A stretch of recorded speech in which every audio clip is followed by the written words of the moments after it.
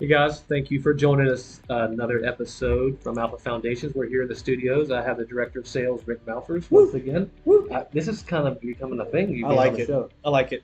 Okay, so you're not going anywhere, so get used to it. Yeah. Today's episode is going to be a little bit different. We're going to talk about how weather can impact your home's foundation, either positive or maybe a little bit negative. But I would imagine negative is probably what's Right. mainly going to get us in trouble here. So kick us off. Tell us a little bit how a home can experience some foundation problems due to what kind of weather we have, whether it's Okay. good, bad. We walk us through that in a second. Okay. Good to go. Obviously, we're in Florida. Yep. Weather changes are regular occurrence. Whether we're in hurricane season and we're getting a lot of rain, or you're the spring and we're getting rain every single afternoon at 2 p.m. Yep. Or we go through a period of drought or anything like that. I remember back in 2011. Okay. I'm in Tallahassee. Your storyteller. About Yeah, that, right? I like stories. Okay. It makes it easy. Makes it easy to relate. Let's 2011, when I started, with Alpha, and we had gone through about a year of a drought where we only had about 25% of rainfall that we had, had in previous years. So what it was doing was the clay that was underneath the home's foundation, Mhm. the clays were drying out more. And so normally you have that active zone. I know we've talked about that in our previous podcasts. But that active zone actually grew larger because the drought was so extensive. It had it had gone on for so long. So that normal area around 5 to 13 feet under your home is the active area where soil is moving and shaking. That's my line. I know that, but I said it's so when you have that soil though, it was creeping down maybe 16, 17, 18 feet Okay. deep. So soil that was typically, had a lot of moisture in it or something like that and was holding strong and the house wasn't moving, all that soil was moving too. So back then there was a lot of homes, I don't want to go into neighborhoods just because it's primarily in Tallahassee, but there are Right. a lot of different neighborhoods with a lot of clay issues. We're having problems, and that was primarily due to the fact that we had an extensive drought that made that the soil was dried out for a very long period of time. And so when the soil dries out, it shrinks a little bit and the house moves. Okay, so a house is built. Yep. Right. We have to bring typically in some fill soil that is not native to that lot. This Correct. could be down the road from a pit. Mhm. However, so the three reasons people are going to experience cracks in the wall, cracks in the outside, brick, and masonry products such as things like that, are poor compaction of the soil, Mhm. wash out, dry out of the soil. It goes back to a soil issue. Always. So we're not beating builders up about building it wrong. It's a soil problem. Right. Okay. So you talked about right underneath their home, maybe 5 to 13 feet. That's the active zone. So that has a lot to do with weather. Correct. Too much rain, Mm-hmm. too little rain. Mhm. So, and you mentioned clay. Is that a competent soil or not a competent soil typically, or it's expansive? What would you say? It's expansive. I mean, in here in North Florida, and all that's from west and Panama City area all the way back over to the Jacksonville area, Okay. up into South Georgia. You have a lot of clay material. That clay material can be expansive. So when it gets wet, it will expand, and depending on the strength of the soil, it can even weaken with moisture in it. So then you also have when it dries out, it can shrink. And you talked about fill soil being brought in and everything like that. You go out into your yard and everybody's planted a tree, planted a bush, planted something, dug in their yard. Right. And you dig out the soil and then you go to put the soil back, and there's never enough. So either there's never enough soil to put back It's in the hole, baffling. or there's way too much, and it's like I have don't no know idea what I happened. don't know what's going on. I just took this amount out and I Right. put this amount back in, and it See doesn't that? fill the hole. I don't understand it. So basically, that's a It's soil science. composition issue. Yes, you can't. It's never going to compact specifically the same way it has over hundreds and hundreds and hundreds of years Mhm. of compaction and everything like that. It's never going to do the same way. Even if you're mechanically doing it, it's not going to compact the same way. I'm with you. So if you're building that home, you're disturbing the soil. So once you refill that soil back in, that moisture is going to have an effect no matter what. Okay. So soils can get deeper or get weaker or stronger with depth. Correct. Is right. Yep. Okay, so that's why we can do some Mhm. deep embedment solutions that a homeowner couldn't do. Mhm. In the last podcast, we talked about some DIY attempts. Mm-hmm. Most of the stuff you're going to need an expert to deal with. Correct. So, do you think people have an idea what kind of soil they're sitting on, or does it even really matter?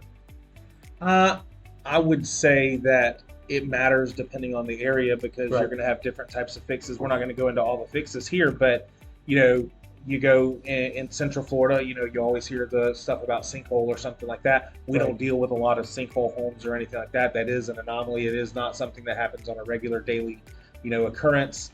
But you can see where people would, their mind would go 100%. right to that. Correct. You're thinking, sinkhole, what's yeah, going on with my house? I'm about to fall into the aqua. exactly. Now, and it's one of those though. It's a weather issue though too. There, you've had a drought for a very long time, you know, and so you now have an area underneath the ground that a void's opened up into, and that soil moves. The house is supported by the soil. If the soil's no longer there or the soil moves dramatically, now the house moves. Okay. When you talk about dramatically, what does that look like? Is that something that you're going to have a cave on your house, or it could just be a fraction of an inch could cause some issues going up? Again, the house is not made to move. So if you, I mean, dramatically for me is even a couple of inches. Okay. You know, so if you look at, I mean, there are rules and regulations, there are standards in which, you know, you go by to build the house, and there are standards in which the house should stay, you know, to a certain level extent. Okay. And so if you have soil outside, you know, you have a big weather event and it rains a lot, and you have, you know, single point discharge gutters or anything like that, to where all the water is concentrated in one area, or, you know, the slope of the yard is directly, you know, running right towards this corner of the house, and it's constantly getting water all the time. So if you have one area that's getting all the water, and then once the rain stops, it gets no water, then there's going to have a huge impact on that soil. Okay. And that's what the soil is going to be. I gotcha. So average rainfall, you say sometimes, you know, we're going to be lacking in that, so the soils could shrink and fall and fail. And when the soil's issue, then the house tells on itself by having cracks in the wall. That's just telling you that it's a movement problem in the soil. Okay, and we can fix that. So what are some things that we can do as a homeowner to get ourselves ready for issues like excess rain, maybe even a hurricane, because that's a big buzzword, you know, hurricane preparedness and things like that. Or is there anything a homeowner can do? You did mention gutters. Is that something that they can do to maybe get out in front of some of these issues from happening? Yeah, I mean, and I can, again, I'll go to a little story really quick. You know, back in the 2011-12 range, I went out to a house. I remember this guy's house, and it was out off Roden Cove. Anyway, you know, go out there, and it's 2-3 acres wide open. There's no trees on the entire property except for one tree that's about 6 or 7 feet off of one corner of his house. Okay. It hadn't rained in a very long time. However, the one area that was moving was right next to that tree. Can I venture a guess of why? Yeah. Was it stealing moisture from the soil? It's pulling moisture from the soil. I mean, the tree, to be able to grow, is going to pull a certain amount of moisture. Even large oak trees can pull literally hundreds of gallons of water a day out of the soil. Okay. So if you have no water in the soil due to a lack of moisture, then you have a lot of trees in your yard or anything like that. It can pull moisture out of the soil, and then thereby, you know, further drying it out. But what you can do is make sure you have, you know, a nice way for soil, or excuse me, a nice way for water to move around the house. Okay. Some type of drainage plan around the home. If too much water is sitting right next to the foundation all the time, you're going to have problems. If that soil is too close to the siding, you're going to have wood rot issues. They're going to have a lot of issues with water next to the home on a regular basis. So you want to have some good drainage. You know, now that's not something Alpha does, but we always have some people that we can recommend to you, and a good gutter system as well. Now, once the house is already moving, the gutters aren't going to fix your problem.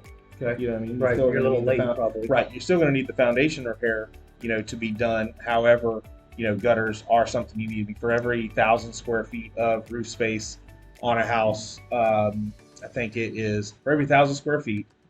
Dang it. I always forget this number. Hold on. For every 1,000 square feet of roof space during a 1-inch rain, it produces like 600 gallons of water. Okay. So if you have a 3-inch downpour in the afternoon one day, and you have 2,000 square feet of roof space, is dumping over, you know, 3,600 gallons of water directly into your yard. Right. And if you have a gutter system that is, you know, pushing water directly to one area, maybe the gutters are there, and that's great, but you don't have it discharging far enough away from your house, so it's hitting right there on that corner.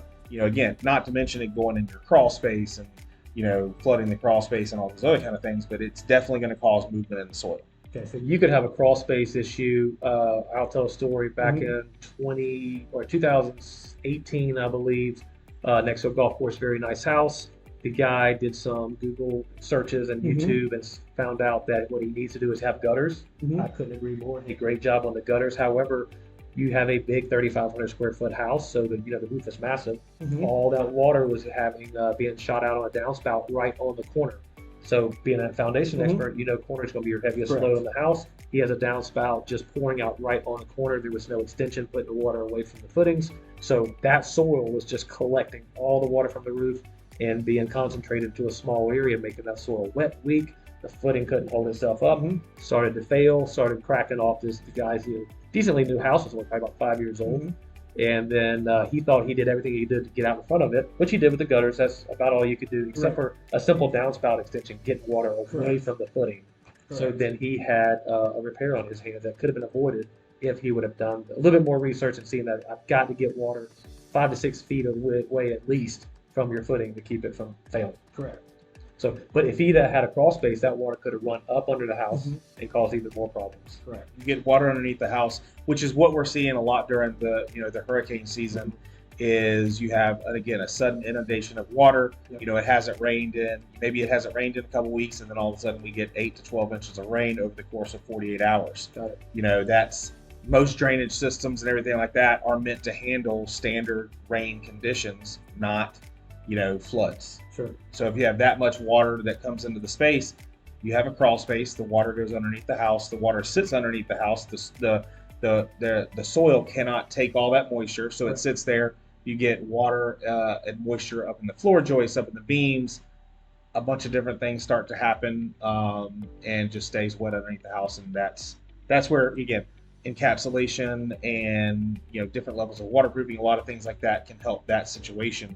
But the big thing is to make sure when that kind of thing does happen, you need to get it repaired quickly. That makes sense. So 50% of the air you're breathing in your house is coming from your crawl space. You don't want to add any other stress and anxiety to yourself by knowing that you're not doing anything to prevent that water from flowing up under there. Like you said, it doesn't just flow up under there and just drain. It can sit puddle pool for days at a time. Exactly. And if you have standing water in your crawl space, that is not good, guys. You need to have that addressed. Give us a call. We'll go out there and check on that for you.